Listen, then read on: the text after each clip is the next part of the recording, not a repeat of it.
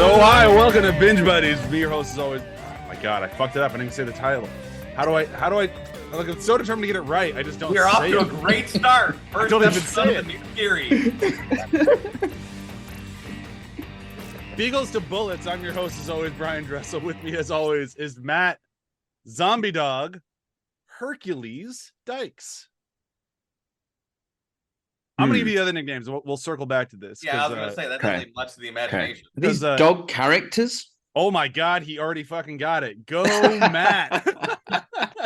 What is it? It's dog characters, famous dogs from movies and TVs. I want you to guess where yours comes from. Joel, Wilson the boxer, DeWitte. It's one of the only ones I don't know, so good luck with that. And then we'll give Ryan a nice, easy one. We have Ryan Scooby-Doo Lootens. Ruh-roh. That wasn't bad. That wasn't bad. I like him. That's a good one. It's a good way to go. Yeah, I thought so. I was really well thought of it this morning. I'm like, oh, that's gonna work out really well.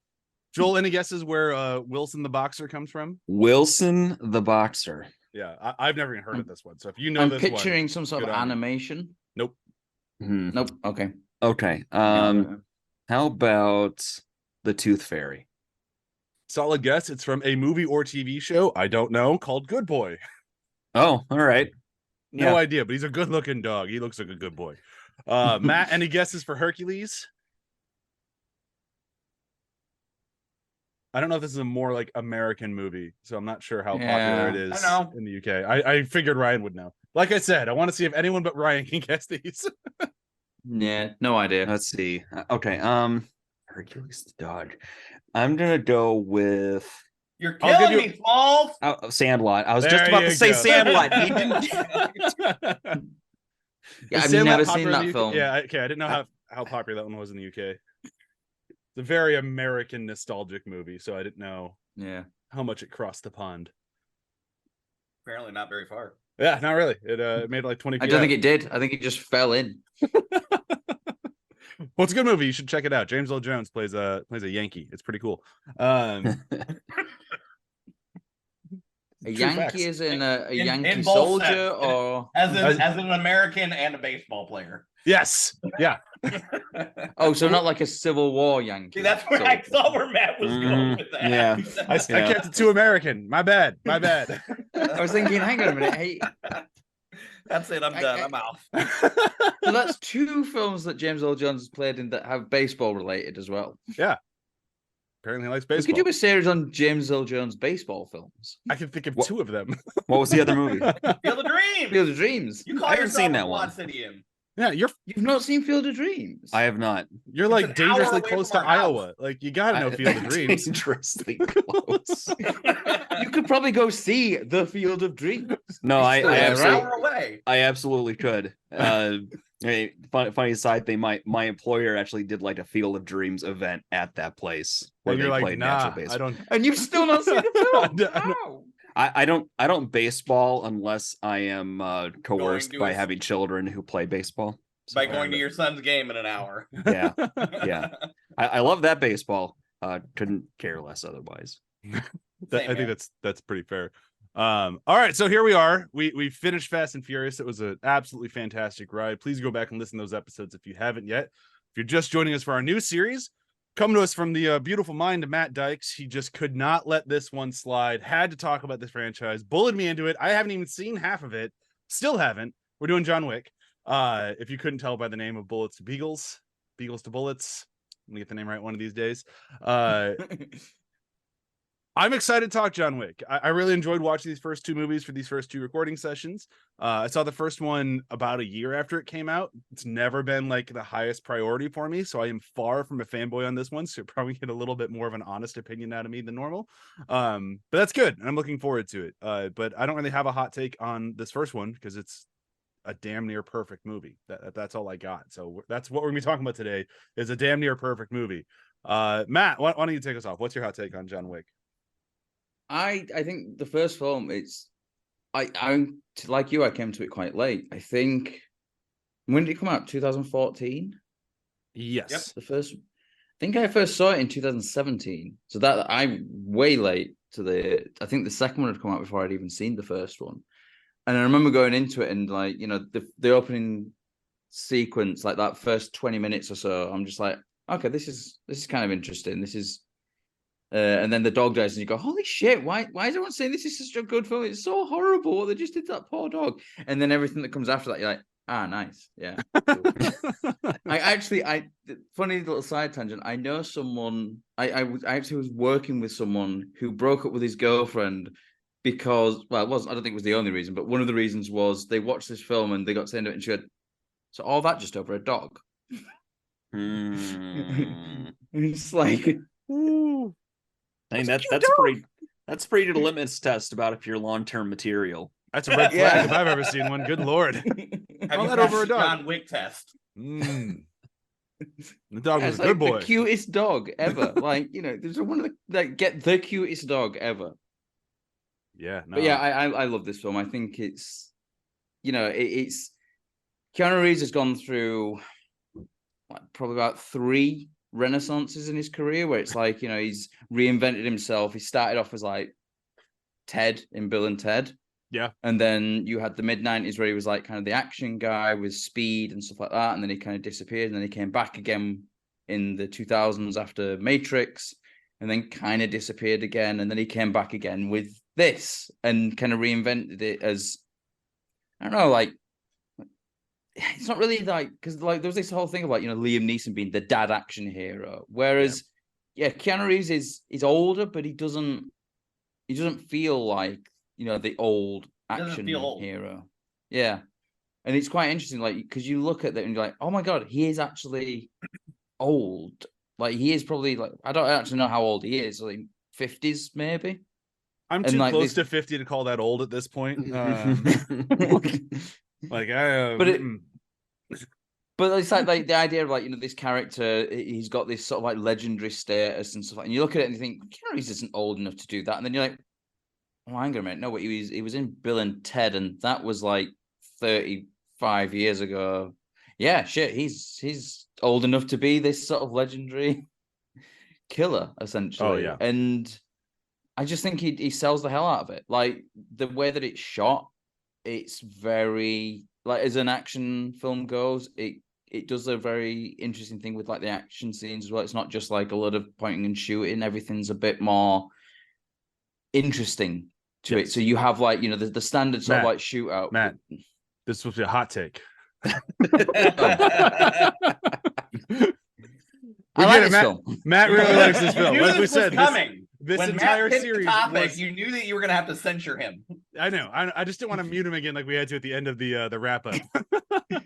I mean, you always have to mute me at some point. I know. And stop me and cut out. You know, like, wasn't there like a 15-minute rant that you had to God, cut it's happening again. Joel, what's your hot take on John Wick?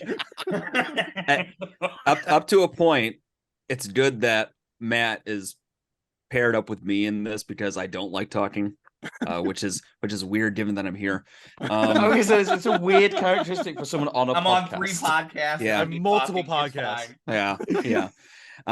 It keeps me from becoming an absolute caveman. But that said, excellent film. 10 out of 10. I don't know how anybody dislikes this movie, and whoever that was you're talking about, Matt, could not connect the dots to understand that it's not just about the dog. It's his deceased wife's last gift to him, and this thing to nurture and care for.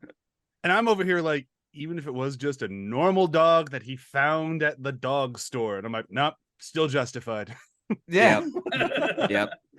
Especially when it's Alfie Allen as well. Like, he's just got a face that is just asking to be punched or shot. It's like, your sister's good looking, but I don't like you.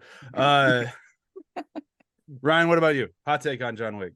I came into this movie like you guys, like late, but I remember hearing buzz about it, and I was like, okay, let's give this movie a shot. Like, it was well after the fact that this movie had come out, maybe in like 2016, and I just heard some buzz, so I sat down and watched it. And that's when I started dating my now wife, and John Wick is now a staple between me and her.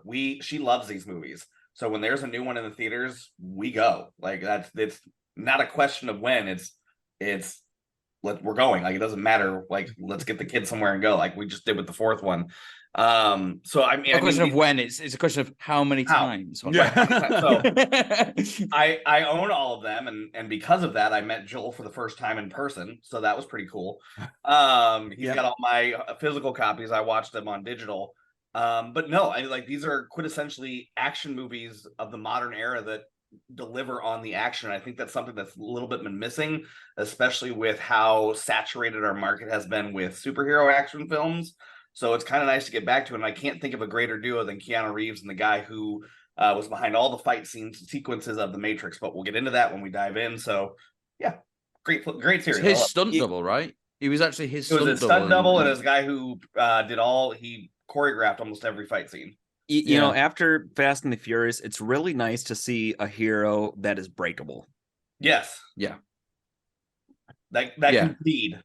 Yes. I mean, I he's will agree not for the most part. breakable. He's still pretty John Wick. Like, He's no what I get think what you're Joel saying, means- but it's also He's a like, man of focus. He'll take battle damage. How about yes, he will Right. take battle Yeah. damage. Yeah. So it's like what I see, like if you want to compare Fast and Furious to John Wick, Fast and Furious, like Vin Diesel in Fast and Furious is Arnold Schwarzenegger. He's Sylvester Stallone. Yeah. He's like the big sort of like guy, like he'll get in a fight, he'll get knocked around a bit, but he's not really going to bleed that much. He's not going to get injured. He's not going to get damaged. Bullshit. John Wick is And the second movie is bleeding everywhere. John Wick is John McClane. Yeah, I could see that. And so he's a bit more. I mean, like you can't really sort of say, "Oh, I could do that," because like he's still like this very experienced assassin. But it's the idea that he gets hit, he bleeds. He gets stabbed, he bleeds. It's not like, and he feels pain as well. It's not that thing with like Vin Diesel will dive into a car and be like, I knew the car would break my fall, and just get up and brush off the broken glass and stuff like that. Like John Wick would go through the car window and be like, and sort of like crawl out and be a bit achy, and then sort of like It'll take him a hot minute to get up. That's he'll the need couple a cuts minute on to his face. get his breath back. I think this is a great transition though from the Fast and Furious to this because not only is it about the dog, it's also about the car, which is a muscle car that they destroy or they steal. So I mean, I'm all for this. No, and I think we're at a good place to kind of dive into this thing. My first note that I wrote down when I started watching this thing is like I made it, I don't know, 5 minutes into the movie, and like this movie, it starts out pretty great. Like just kind of sets the tone really well, like just kind of like this sort of bleak, sad sort of thing, but it still kind of works. Because you know where it's going. And like as it's kind of happening, I've seen the first 20 minutes of this thing so many times, I kind of tuned out and I just started writing this thing of like basically what I wrote was there's a solid argument that John Wick is one of, if not the best choreographed, edited, shot, and designed action movies ever made. I'm curious to see where I land on the rest of these because I honestly feel like this is the Halloween of action movies. Even if the sequels are good, it didn't need them and ultimately could potentially tarnish the original, is what I wrote. So that's kind of where I'm starting on this thing. And I've heard how good 4 is. I haven't seen it yet. We'll get to it. But it's still watching this movie, and it's kind of how I want to frame as we talk about it. This thing is lean, low budget, just felt like a passion project from people who know action and know action films. And they wanted to just make the best possible action film they could. I legitimately think they pulled it off. This thing is just an absolute masterpiece in every aspect of action filmmaking. I agree 100%, especially Derek Colston's script, because like you give enough of this assassin world, but it's not enough until you get to the other movies and it starts to build on itself. You get the bare minimum, and that's all you need. You don't really need that. Oh, there's a hierarchy and there's these different clans and all that other stuff. It is base, forthright. You have got the Continental, which is a safe haven. You pay in gold coins. There's contracts. That's it. That's all you have. And I think too, like what I really like about this movie is we're talking about John Wick's mortality. Like he's the very beginning, it looks like he's gonna croak. And I love that you said low budget because I looked at the blood, like you could tell with the rain, it was definitely messing up with like the blood. Like really thin, and I'm like, ooh, that's like my one bad note. But other than that, like this movie is flawless. I just love the way it starts because it's like he's going back to looking at this video, and then we get the as Joel put it, the adult version of Up, and then all hell breaks loose. I think this movie starts off perfect. I think like what you were saying with what Joel said, the adult version of Up sums up that opening perfectly, because it is like Up has this really kind of like nice story in the first 10 minutes that is very kind of bleak and sad about this couple who, have just lived their life, and then, the wife dies. And the beginning of this film is very much like that, but it's just kind of just after the wife has died. And there's so much of this opening that has no dialogue, but you get everything that's going on. Every emotion. You get the he absolutely loves this woman. You get that, her dying has like crushed him. And it's like, people always rag on Keanu Reeves for not being the best actor. He does a fucking good job with the emotional stuff in this opening, I think. Like, I don't think he deserves those bad actor knocks. I honestly think that came out of The Matrix and having to act so wooden, because that's what Neo was. And I think people took that as Keanu Reeves is wooden because they only really knew him from The Matrix for so long. But even go back to like Speed, he's a good actor. Like, that's a crazy action movie, and he holds up the whole way. Ryan doesn't like Keanu Reeves in Speed? No. Keanu Reeves in Speed is good. Thank you. His English accent in Bram Stoker's Dracula begs to differ. That's all I'm saying. Sure. I mean, don't cast Americans to play British people. You can't do British accents. Especially we can do American accents, but you can't do British ones. Especially a guy who was in Bill and Ted's. Yeah, like that was just there's a little bit of bad casting there, and I don't really blame Keanu so much for that one. But anyhow, you were making a point, Matt. I'm sorry. Was I? No, you weren't. Anyhow, moving on. The only thing I wanted to bring up is I think sometimes with Keanu, it's really more like he finds the right role, and he's only got a certain range that he exhibits from time to time, but then he stumbles into these roles like Neo, like this, where it's like he is the perfect tone and tenor for what they're trying to get out of it. And it's the subtle changes that he has in his affect and demeanor that really hones in on what it should be really well. I mean, how many actors can have 3 iconic roles in their career, though, that are so different? Yeah. Ted from Bill and Ted, Neo from The Matrix, and John Wick, all very different characters. I think there's something to be said, though, about Keanu's character, because just Keanu in general, because you always hear about how laid back and just how very nonconformist he is. He just kind of lives life and is nice, like you said. But didn't he experience a tragic loss? Didn't he lose his girlfriend or his wife? I know he's with somebody now, but I'm fairly certain like he lost someone. Yeah. And the late 90s, I think. I read this like literally a couple of days ago in the trivia, and he used that as this. When he was doing the emotional thing, he was using that as like the recall stuff. She died in like a car accident, I think. That's just, regardless of what you think about his acting, Keanu Reeves, it just sounds like is an all-around good guy.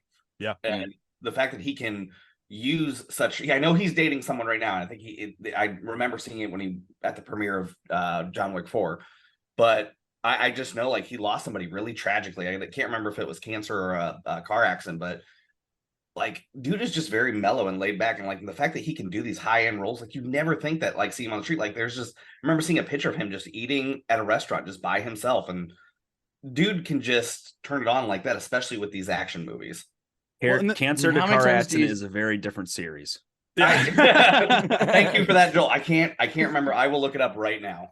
But there's also like he plays these roles, like say Neo, like John Wick, and then we're gonna jump back into this thing. He plays them also very subdued, so that like that's what I really love about him specifically in this film, is that when he eventually does have to pop off, like during that whole speech of like people keep asking if I'm back, and it's like once he finally just kind of like pulls a ripcord, it's like, oh shit, he shows up, and it's like legitimately terrifying. But it's that thing, isn't it? We have that, like what you said in that scene, you have that you have the contrast of like, throughout the whole thing, he's been very subdued and then all of a sudden when he does, like you say, pop off and start shouting, like, people say I'm back. It's almost like, oh, that's the John Wick that people have been talking about. That's Baba Yaga. I don't know. Here's where I like that. That's kind of where I was going for this thing. Is I like that subdued thing. I like how this movie opens with him getting picked on by a little shit, and the little shit just happens to be connected, so he's more of a little shit, so he goes and steals the car he wants and proves his point, kills the dog, and yada yada yada. But then you get that opening, it's not the opening anymore, but then you get that conversation between Alfie Allen and his dad starts doing the Baba Yaga thing, and that's where like as much as the horrifying John Wick, like when he's yelling is a thing, the Baba Yaga they're afraid of is the one that shows up at the end of that speech when the dudes try to roll up on his house. Like, it's just that you can't touch him and you're dead. Michael Nyqvist, gone too soon. Yes. Is a phenomenal actor. You know, he can say 0 things in Mission Impossible and be just as formidable as he is as a mafia boss in this movie. Yeah. But what I love in that whole sequence as well, like, you know, going back to just when Aurelio calls him, there's this whole thing of like every time that, like, you know, someone says that, oh, it was John Wick's blah blah blah, or it's John Wick. There's no real kind of like, oh my god, John Wick, this guy. It's like the reaction is just, oh, and I just love that. Like, it's literally just like he stole John Wick's car and killed his dog. Well, even John Leguizamo is like, whose car is that? It's like he knows. Like, whose is that? Like, take it back. Yeah, I love John Leguizamo in this film. Like where he punches Alfie Allen, and like the guy pulls his gun and he's like, oh yeah, well, you're gonna fucking, like, and he grabs the gun and he shoves it on his head. He's like, go on then. And it's like, go on then. He's like, this guy, like, he's got something about him in like the way that he's sort of like, just, he knows it, because there's that bit was always like, oh, my dad's gonna fucking kill you. It's like, oh yeah, he'll be pissed, yeah, but he'll understand. And I just love that, like, the use of like he will understand, and because it's the idea that this John Wick, it's like that, you know, you pissant, you don't understand what grounds you've tread into, and I'm much more afraid of the person you screwed with than I am of you. Yeah. And it's like, you didn't just screw with him, you killed his dog. Like, if you had just stolen his car, we might be having a different conversation. But then you murdered his dog. Like, come on, like, you fucking idiots. Like, what do you? Oh. Well, I really his dog, smashed the shit out of his house. Like, you not only did you poke him in the eye, you pissed on him as well. Yeah, I really liked, and it comes later on in the movie, his whole thing about how he gets to what the dog really meant, and that was hope.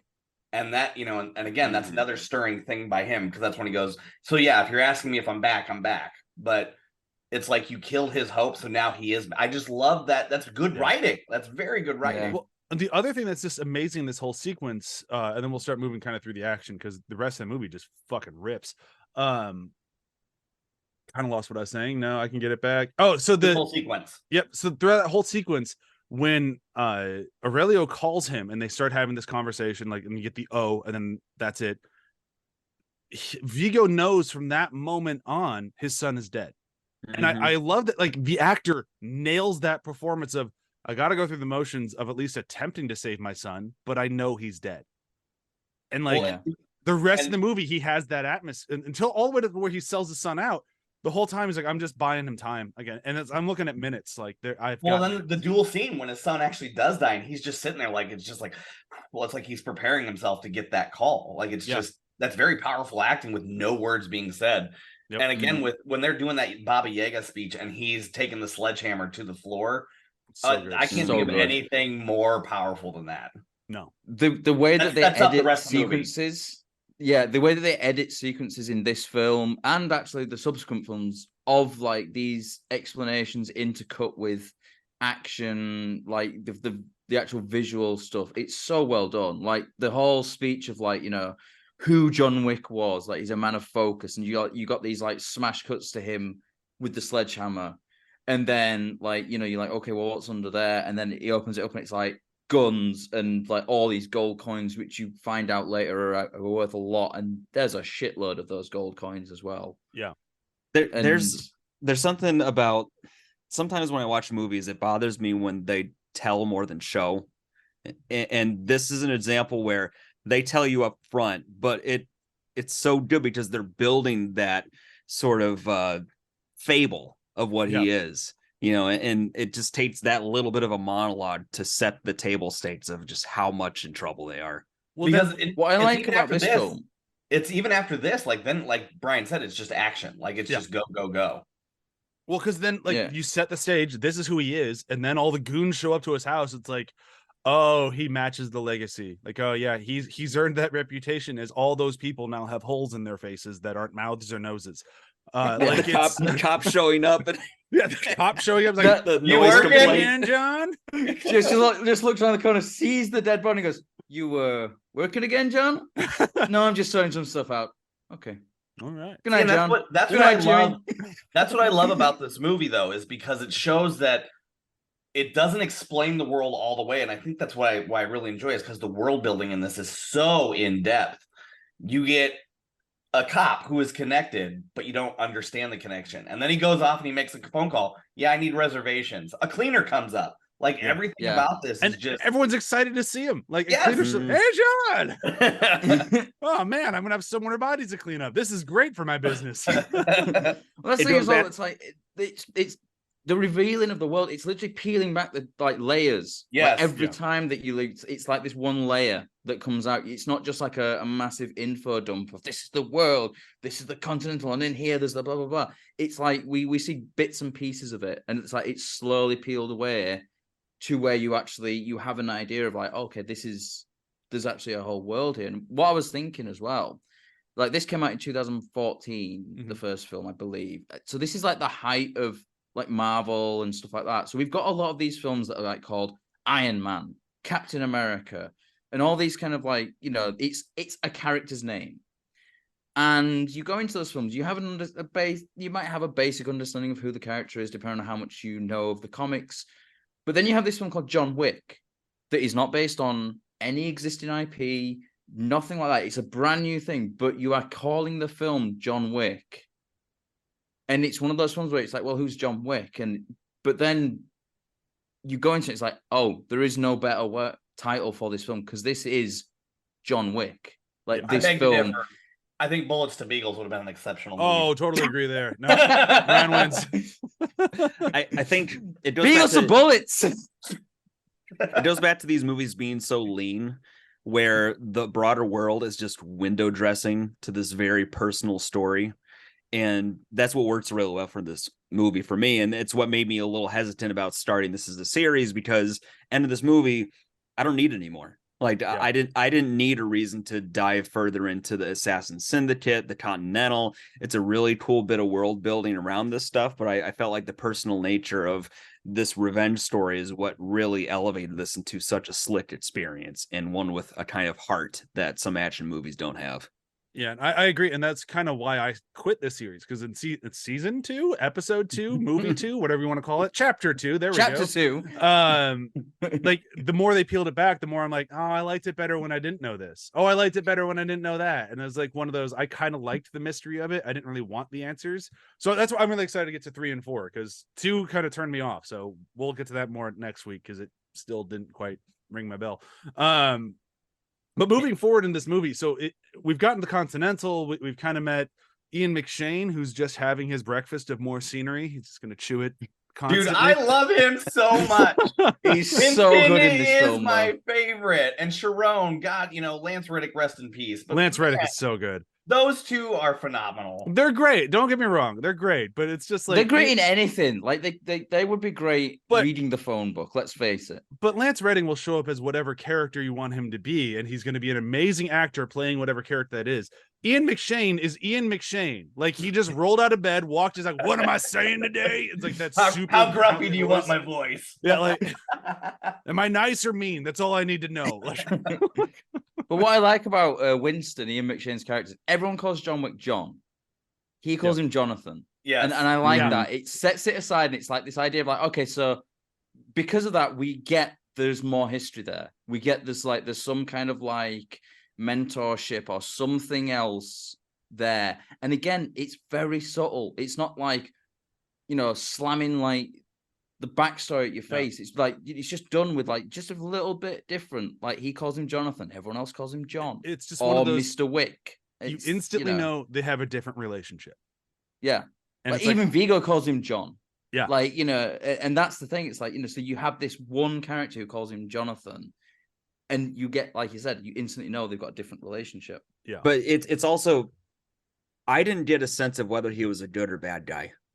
when he first gets introduced, because he's played so quietly, and then the fact that he refers to him as Jonathan almost makes it seem like either they see each other as equals or that he almost has a parental to child relationship with him. Yeah, that's what I took it as. Yeah. A mentor. Yeah, it is. So to speak. Mentor, is- sure.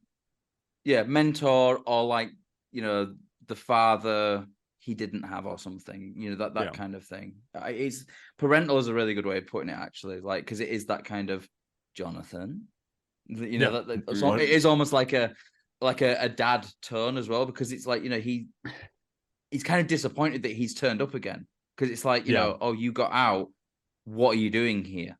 Like, why are you back here? Like, you fought so hard to get out, but now you're back in. Yeah. But I again, talking to the world building, I love that they give you just enough to be like, all right, I got it. And now we're moving back to murdering people. And now this is when John goes to the club to go find Alfie for the first or second real go at this. And just the First time, I think, yeah. The conversation he has with the hitman out front, like, I don't want to spoil it because that's my quote for later at the end of this movie. Kevin Nash. Like, even that is just phenomenal, of just like when he shows up and has a gun just right under his ear and he's like, hi, John. Oh, you working again? Afraid so. Like, it's just so good. And he's like, well, I'm gonna go now. Yeah. Why don't you take the night off? Yeah. I just, it's Kevin Nash, and Kevin Nash, aka Diesel from wrestling, is, he's, I don't want to call him a good actor, but man, when he's there, like, I just got done watching The Punisher. When he's in, he'll just sit there and he'll just treat it like it is. He's like, all right, I know I'm supposed to be this big, imposing dude. Okay.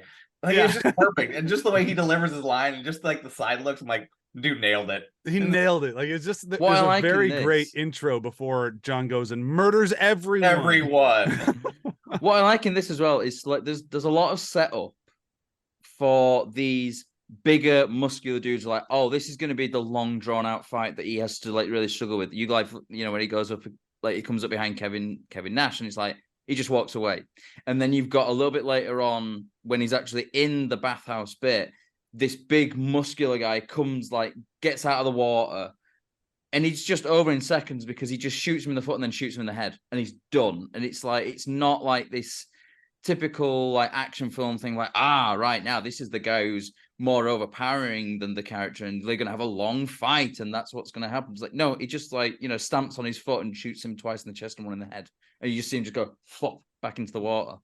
Real quick, what I want to say here too is this movie does a really good job of bringing in actors for, like, really quick roles. You've got Kevin Nash, Willem Dafoe. You've got Clark, David Patrick Kelly, as Charlie, the cleaner, Sully from Commando. Clark Peters, who was in The Wire. You've got Adrian. Yeah. She's not my favorite, but Adrian Padalecki, or whatever her name is, like Wonder Woman. Okay. Yeah, no. She was for a pilot that no one saw. Yeah, exactly my point. She's not my favorite. And why I chose her last. But, like, this movie does just a really good job. Like, okay, we just want you to come in and then we want you to die. So let's do that. It's just, and it gets better as it goes on. Like, they keep bringing in more actors. The second one, not so much, but it's just really good. I think how they do that. Well, it kind of turns the movie into a bit of a party in a way, and a lot of movies try to take that swing. Force Awakens, and they whiff wildly. But this one, I don't think it did. Like, this one actually felt like, oh, this is just like I said at the top of the episode, it's people who know and love action films coming together and make the best thing they can. And the cameos feel like, oh, you guys having a party? Can I come in just for like an hour? Just shoot me. That'd be great. And it's like that sort of thing. William Dafoe's character is, you think William Dafoe, you think big actor, but he's definitely a supporting role. He shows up for the funeral. He gets hired to kill John. He saves John and ends up paying the price. We'll get to that. But, like, that's it. That's all his story arc is. And he plays it so well. Oh, yeah. But it's Willem Dafoe. Like, anyone else in that role for that character, it would be difficult to have that same impact. Yeah. Right. I can't think of anybody else. Because you have Willem Dafoe, he's an actor who, when he shows up, he will show up and he will kind of, like, dominate the scenes that he's in to a certain extent, but subtly as well. Like, he's not dominated, like, eating scenery or something like that. It's just the way that he talks and things like that. You listen to him, and it's a really good He's really good for that. Like, you know, I think it's the voice and just the way that he, like, you know, he's captivating. Yeah, Like, I think it's this. I think it's just him. I don't think it's just his voice. Go ahead, Joel. I don't mean to step on. No, I'm just sort of repeating what Matt said. Like, there's something really captivating whenever you see him on screen, not just for this, but other things. You know, I'm kind of ambivalent about the Marvel stuff anymore, but you see him show up in like as Green Goblin, and he steals the screen in whatever he's in. I always go back to Life Aquatic. He's so good in Life Aquatic and has such a very like intentionally small role, like small as in like stature, and like he steals huge chunks of that movie. He's amazing. And that's his ambiguity. Like, he gets hired by Vigo to take out John Wick for $2 million, and you don't know what he's going to do until he rescues John from Miss Perkins. And he plays it so well because you that's just the type of actor he is, because he can play good people and he can play bad people. So you see him grieving with John at his wife, who's Bridget Monahan, in the movie for 2 seconds. Bridget Monahan is at that funeral, and it feels like they had, like, if John Wick had a partner, it would have been Willem Dafoe. Yeah. And then he gets hired by Vigo, and you just don't know how it's going to play out until you watch the rest of the movie. Well, because even he sells that scene of when he gets hired for $2 million, he's like, and he has that look of like, man, I really don't want to have to kill him, but I guess I'm going to have to. Like, like he sells that shit. What's great in that is what he asks, is it what's the exact open or yeah, I can't remember the exact word that he uses. Is it exclusive? It's like, is it exclusive? And he says, no, it's open. That's when it's like, oh well, yeah, I'll take it. So like, you're going back knowing what happens. At that point, you know that's why he agrees, because he's like, oh, it's an open contract, so I'm gonna have to protect him. Like, I'm gonna have to protect him. Yeah, I just want to be like, I want to just watch his back, make sure he can do what he needs to do, and then leave. Yeah. And does he do it in the nightclub? Wow, we're full circle. The nightclub sequence. Oh, it's my favorite. It's so good. Like, when we get to the ranking episodes, we rank action sequences. This will be pretty high up there. Like, I haven't seen 3 or 4 yet, so I don't know entirely. But, you know, just guessing based on my own taste, this thing's going to remain pretty high up there. It's a very, very well done action sequence. It's just awesome. Like, it has no excuse being that good for a movie that was just kind of thrown together. But when you've got a guy who knows action directing, it is unbelievably satisfying to watch this. Not just like the bang bang shoot him up, even the stealth, like him getting in there, and they make it very realistic that eventually he was going to be caught being stealthy, and it was the best 5-minute action sequence I've ever seen. Like, and to Joel's point, like, someone who's destructible, dude takes a nosedive off a balcony, and it's like, oh, it's so good. Well, then he has to go see a doctor too. Like, it's not like he just like, oh, I'm gonna walk this one off. It's like, oh no, you got messed up a little there, dude. Like, go get what I like up. about one of my favorite moments in that action sequence, it's this really silly thing. I don't know why I love it so much, but it's the bit where he shoots one guy and kind of wings him, and it's the last bullet in his gun, and he just kind of leans against him and just like flicks the magazine out and just like loads another one in and like releases light, and then just puts it in his head and goes. And it's just that the time taken towards it, and the guy's just like an shit. And I don't know why I love it so much. It's just the movement, the action, and it's just because like all this chaos that's been going on, and now there's this like very kind of like contemplative. Oh shit! I need to reload the gun. There we go. Right in the head. Right now, move on. And I think it's so good, like, because you have it like throughout the series. There is those moments sort of scattered in there where it's like, you know, intense action. Oh wait. I'm out of bullets. Let me just reload my gun. But it's not just like the guy's waiting. It's there's some sort of like, you know, there is reason for it. Like, you know, whether or not he's, you know, got him in like a headlock, or, you know, he's just sort of like leaned against him like because he's been winged. I just love that kind of detail on it as well, because it breaks up that what could just be a load of bullets flying all over the place. It kind of breaks it up and it gives it that sort of, you know, like I don't know, like a bookmark point of like, oh, then moving on. And like, it's this idea as well, like, these guns are not, it's not the 80s. Like, they're actually running out of ammo and having to reload and stuff like that. And it's, I just think it's so good. Like, and again, all like throughout that whole sequence, you get introduced to like some of these guys where you think, oh, well, this is going to be the guy who's going to have to go mano a mano with. And again, it just dispatches him. Yeah, just dispatches him like very quickly. Like there's a guy. There's the one guy, like he gets some good hits on him for a while. Like he even hits him with the car. He's the reason he gets kidnapped. Like that one henchman, like he holds his own pretty well. He still dies, but for the most part, yeah. But for the most part, there's like there's a lot of these ones that are set up like the dude who I think I mentioned him on one of the Fast and Furious films, bald head dude with like a really funky mustache. He showed up in one of the Fast and Furious films. He's in a bunch of films around this time as just like henchman. Yeah. And he shows up and it's like, oh, is he gonna have like a bit of a mano with this guy? And it's like, no, he just like, he has a bit of a thing with him, but he just slams his head on the table, just shoots him twice in the head and just moves on. Just moves on. More bodies. God. Like we're moving on to a different horror movie franchise after this, and I'm thinking John Wick still kills more people. I mean, like this is the thing I was watching, thinking like John Wick is kind of like a slash. Like John Wick is kind of like a slasher film. Boogeyman. He's the boogeyman. Where you're rooting for the slasher, though. Like it's that kind of thing. It's like the first Die Hard film is kind of like a slasher film. If you look at it from the terrorist perspective, you've got this one guy like going around just like picking people off. John Wick's a little bit like that as well. You've got this one guy going around picking everyone off. Yeah, he's a one-man terrorist attack. Yeah. Yeah. But he's killing bad people, so it's fine. We like that. So fine. Not teenagers at a camp. It's fine. So we've actually been talking for quite a bit, and I want to make sure that we get through the majority of this movie before we start wrapping up. We didn't really talk much about Miss Perkins or anything at the Continental. Is there anything there? Anybody really? I got the feeling Ryan's not a huge fan.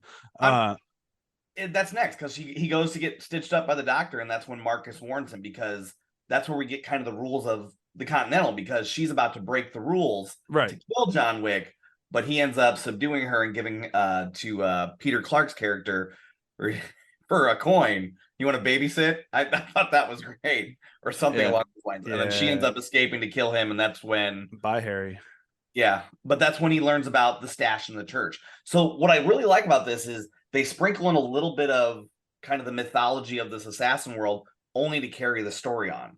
He's going to interrogate Perkins to get the information where Vigo's stash is, like his legitimate, like this is where everything goes through, which leads to our next action sequence. So I just love how that's written. Like you're going to get a little bit of this, a little bit of action with the fight between Perkins and John Wick, a little bit of world building, and then John's going to go on his next mission.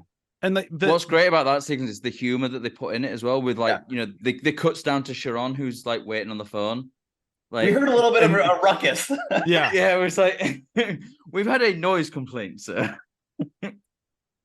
I love that. But I also love like the approach of like John's having troubles getting to the people he wants to get to, so he has to start squeezing people, and just like Miss Perkins gives him the perfect opportunity to like, okay, well, I'll find out something, and he goes and completely destroys Vigo, like completely destroys him. At this point, Vigo he's done.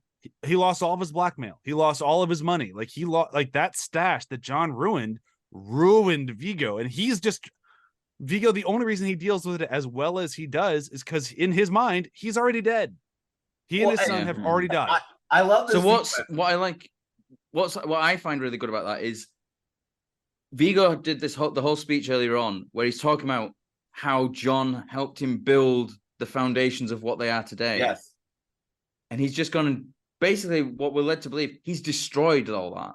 Yeah. Like, all the stuff that he's destroyed, he's undone all the stuff he helped him build to get out originally. And I like that. And I like how they do that as well, because it's not like you don't have Vigo going, oh, the stuff you did for me, it's all gone. It's like, it's just very much like all you have to have him do is like, all that information, it's all gone. Like, and it's, you can put, like, it could be random shit or it could be connected to that. They don't tell you. You're allowed to decide for yourself. I've always preferred it was like I always kind of assumed it was like him just like I can give it to you and I can take it away. Yeah. I've never when she gives up the church and he goes and he just walks in and just starts shooting. He just shoots the priest in the like, what is going on?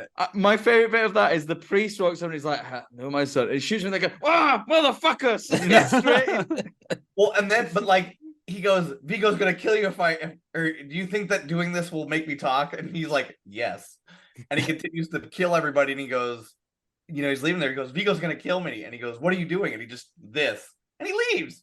And then you end up seeing the priest get killed outside. But that's exactly what John Wick wanted to happen, because then he assaults Vigo in the parking lot where John Wick gets hit by a car and flung into another car. Super henchman to the win.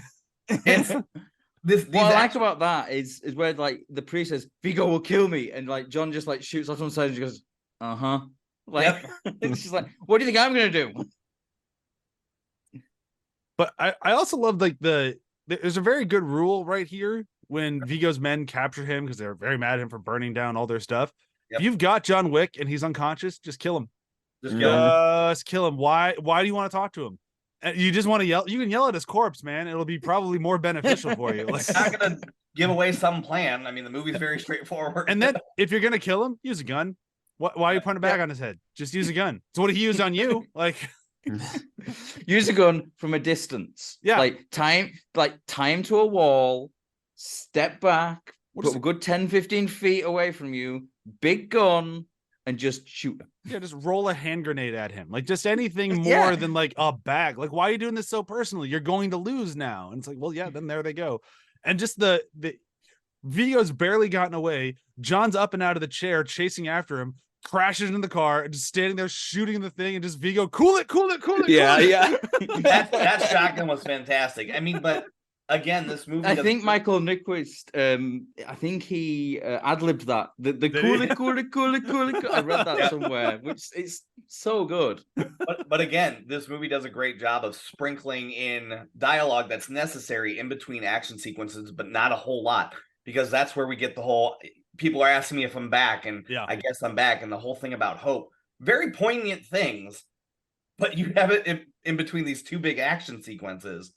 And him getting at like we talked about the main henchman that gave him trouble. We finally see him meet his demise, and it's so satisfying. But we get more satisfaction coming. Oh yeah. So we finally had to say goodbye to Alfie Allen. His dad gave him up. His dad gave him up, but of course he did. And like the last third of this movie is probably why I love it as much as I do. Like, as much as like the action is great and all that, there's something about Vigo's character that is just absolutely phenomenal. He gives his son up, knows he's giving his son up. The death of the son is fine. It's one of my like lesser action sequences in it. It's great seeing him get shot and it's just a fucking duck. Like, I love all that, but it's everything with Vigo that makes it that much better, because as soon as he's done, Vigo takes revenge. Like, he has to go kill someone of John's, and he goes and kills Willem Dafoe. But to me, that didn't feel like revenge. That felt like suicide. Like, I got my son killed by John, so I'm gonna go piss him off so I get killed by John too. It's suicide by John. I never thought about it like that. Like, that makes sense. Because when they're getting chased by him and everyone's freaked out, John's coming. He's laughing. He's like, this is exactly what I planned. I needed to get killed by John because I got my son killed by John. I am so happy we're at this moment, because the mayhem guy from the Allstate, him in the car flipping out and then only to get ran over was, oh my god, it was so good. But he plays what do they call it? The capo? Yeah. Like the guy's constantly saying to Vigo, English, please, Vigo. I just love that. Matt, I don't know if you have those mayhem commercials like we have in the United States, but he's the mayhem guy. So he's a car insurance actor, and it basically, like, the whole shit is that he's telling you the different ways that your cars can be obliterated while he's being obliterated that way by that car. Right. No, we don't have that here. So I know him from Brooklyn Nine-Nine and Terminator Sarah Connor Chronicles and something else. Oz. Nobody watched Oz. He's so good in Oz. But like, when he's sitting there, I need a gun. Vigo, Michael Nyqvist is just so good. He's like, it ain't gonna work, and then he falls out and gets run over. It's just so good. But again, to me, that's him saying, "Good-looking Russian." Russian, by English John Wick. Vigo. It's like where he says like, he says something in Russian. He goes, English Vigo, and he goes, good luck. But I agree with you, Brian. I think it is. I think what it is it's he wants to die, but he wants to not really punish him, but he wants to make John feel similar pain to what he's felt. He's all right with dying, but he's not just going to kill himself. He wants, a chance to hurt John for killing his son before he dies. But I also take it as him knowing that Willem Dafoe's character has been screwing with his plans the entire time. Oh, so yeah. He's taking it out on him for Yeah. making sure that he had no chance to survive it. And it's also just going full circle to like the very beginning of the movie. Vigo's like, we're all dead. Like he doesn't say that exactly, but like he knew the second he got that call from John Leguizamo that like, oh, we're all dead. Like there's no way we come back from this. Yeah. I mean, that's the thing, like, because his, like I said earlier on, his response is literally just, oh. Yeah. And it's just like, it's one word, and it says so much. And then we jumped over the phone call when he calls John and he tries to like plead with him, and John says nothing. And the whole time he's like, can we be civilized by this? Can we do this? And he just says nothing the whole time, then hangs up. He's like, so what'd he say? Enough. Mm-hmm. Yeah. It's like, it's so good. And it's that's how you build a legend up.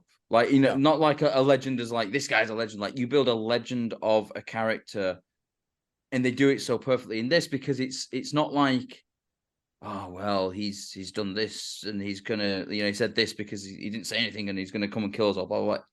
It's like, you know, he didn't say anything, but it's like, actually say enough. And it's like, that says so much, because it's basically thinking, yeah, he didn't say anything. He's gonna kill us all. Yep. I am dead. My son is dead. Yeah. Like that was all he needed. He's not here to negotiate. We're fucked. Like, yeah. Anything else we want to hit on this thing before we start moving to our quotes and or favorite moments and or both? No, because my moment is something that we didn't hit, but I'm gonna hit it. Oh, well, Ryan, why don't you go first? Okay, so my favorite moment is when Perkins dies. It's literally just Ian McShane being calm, cool, and collective. She's the one that turned on Marcus to let Vigo know that she helped him, or he helped John Wick. And he just walks up to her and goes, Miss Perkins, your membership to the Continental has been hereby revoked. And just three men in a circle just, boop, and she just... Well, that's the thing. So I had that written down. So it's the... What I love about that is that your membership to Continental has been by thine own hand revoked. I love that. It's like, it's this kind of like, you did this to yourself, basically. I love that, because he just walks past as well. Doesn't stop, doesn't anything. It's just like he's out for a stroll. And then my quote is, what happened, John? We were professionals, civilized. And John Wick goes, do I look civilized to you? So like, so, you know, good. he gives that demeanor, like he's very proper with the suits and everything, but he is barbaric, he is brutal, and it's a perfect kind of analogy for him. Yeah. So I'll go next. My moment we talked about quite a bit, as a matter of fact, but I'll still just say it. It's the Vigo speech paired with John Wick sledgehammering through the floor. Yes. Like it's one of my favorite sequences in any movie of all time. Like it's that good. I have the whole thing written down. That's my quote. Of course you do. My quote was again, we mentioned earlier, and it's when he's talking to forgive me, I don't remember the guy's name like you guys do. Kevin Nash. Kevin Nash, when he's talking to Kevin Nash, and it's are you here on business, sir? Afraid so. Why don't you take the night off, Francis? And just the taking the earpiece out. Oh, thank you, sir. I just love that, like the slight, like John was excited to see him in his own way. Like, oh, Francis is on the door. That's nice. I'm gonna go say hi. Like, in my own, I don't have to kill Francis. Yeah, assassin world way. But just are you afraid? Are you here on business? Afraid so. It's like, oh, everyone in the club's gonna die, and I'm supposed to make that not happen. I'm gonna go get a hot dog somewhere. I'm out. There's that 60 pounds. Yep. All right, we'll let Joel go first, because I'm sure he's not going to read us a book like Matt's about to.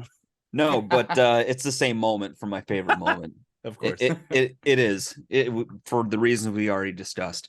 The favorite quote is when John Wick is getting patched up by the doctor in the Continental. So John Wick, so what sort of movement am I looking at? And the doctor goes, well, if you're looking to heal, then keep it marginal. However, if you still have business to attend to, take 2 of these beforehand. Your stitches will tear and you'll bleed, but you'll have full function. Do you need anything for the pain? And John Wick holding up his verb. No, I got it covered. But that little line at the end isn't the reason. It's because the doctor does such a good job acting like another one of these. Like these people don't listen to me. why do I bother here? I guess It's I'll the heal. mannerisms. It's the mannerisms and the way that he says it as well. Like, it's like your stitches will tear and you'll bleed. The best part, but you'll have when full function. When he goes into the church, he pops 2 of those pills. Oh yeah. That was Like, perfect. I'm gonna rip these stitches and I'm gonna bleed, but people are gonna die. And that was a nice detail too, because they show him bleeding from that spot again throughout the fights. Yeah, he needs to go find that doctor again after the first 10 minutes of part 2 when he gets his car back. He does in 3. Oh, does he in 3? Yeah, he sees him in 3. Yeah. Oh, that's funny. It's a really good sequence, actually. So my favorite moment, and then I'll move on to the quote after, but my favorite moment is the first assault on his house.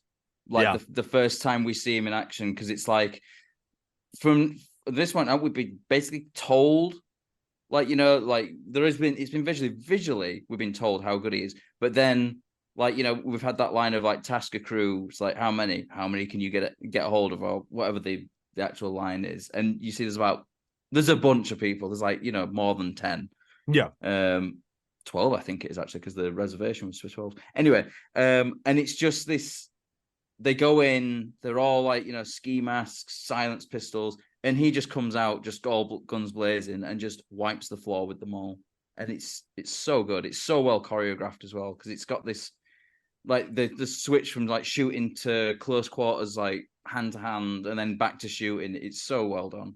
It's so it's good. great. But then like the quote, and I think it's like visually as well, with like the cutting between like him with the sledgehammer. It's so good. It's like, we just have Viggo just going, John is a man of focus, commitment, sheer will, something you know very little about. I once saw him kill 3 men in a bar with a pencil. With a fucking pencil. Then suddenly, one day, he has to leave. It's over a woman, of course. So I made a deal with him. I gave him an impossible task, a job no one could have pulled off. The bodies he buried that day laid the foundation of what we are now.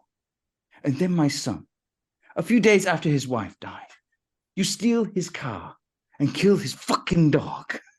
And I just love that. And then you have like sniveling Alfie Allen going, I can fix this. Like, you don't hear a single fucking word I said. And then like it just caps off with the perfect explanation of John Wick's sort of like, how he works. It's like, you will do nothing because you can do nothing. That is just so, as lines go, that is powerful. That is incredibly powerful in terms of like, building up who this person is. Oh yeah. And then just like you just slam into the action sequence. Like, oh no, he was right. No, everything he just said was right. They're all fucked. I mean, like literally, they send like 12 guys who we're guessing are really like professional killers, not just random randos off the street as well. And he just kills. We'll find out next week. We have no idea because apparently fucking everyone's an assassin. Everyone. So you're now seeing Brian's full hatred for the next movie. I don't like the next movie. All right. Anyhow, let's do our quick round of plugs. We're going to say goodbye for this show. If you the show in the ATH Network, be sure to check out athpod.com. Joel. Afterthoughts Book Club podcast. Brian, do you want to be on that episode for Dune? Oh, absolutely. Yeah. Okay. All right. So that'll happen before too long here. It's so easy to say yes to because that means I'll never have to do it. Yeah. No commitments. Easy. Genuinely thought Joe was going to say, well, that'll happen before Hell Freeze over. I held my tongue. Yeah. Super GG Radio is a video game podcast. This game is going to be already out by the time we mention this, but Sea of Stars. That's my recommended game for this time. Cool. I need to check that one out. Ryan, what you plugging? You can catch me on the Front Row Network, where I do movie reviews for the main channel, but I have my own channel called Front Row Flashbacks, where we look at movies from the 80s, 90s, and early 2000s. We are going to be looking at the movie Tombstone in honor of the anniversary of actual gunfight at the OK Corral in October, but we're going to cover it for August. So check that out. And then September, I don't know what we're doing yet. So there you go. Cool.